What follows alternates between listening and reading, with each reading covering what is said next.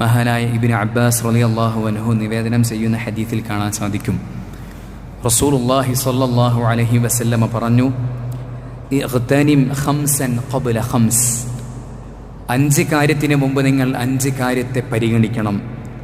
എന്നിട്ട് റസൂലുള്ളാഹി സ്വല്ലല്ലാഹു അലൈഹി വസല്ലമ പറഞ്ഞു, ശബാബക ഖബ്ല ഹറമിക്, നിനക്ക് വാർദ്ധക്യം വരുന്നതിന് മുമ്പ് നിന്റെ യുവത്വത്തെ നീ പരിഗണിക്കണം.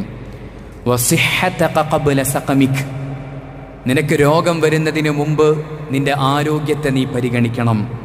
വഗിനാക ഖബ്ല ഫഖരിക്, നിനക്ക് ദാരിദ്ര്യം വരുന്നതിന് മുമ്പ് നിന്റെ ഐശ്വര്യാവസ്ഥയെ നീ പരിഗണിക്കണം.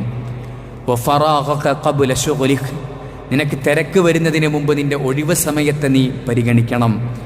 വഹയാതക ഖബ്ല മൗതിക്, നിന്റെ മരണത്തിന് മുമ്പ് നിന്റെ ജീവിതത്തെ നീ പരിഗണിക്കണമെന്ന് റസൂലുള്ളാഹി സ്വല്ലല്ലാഹു അലൈഹി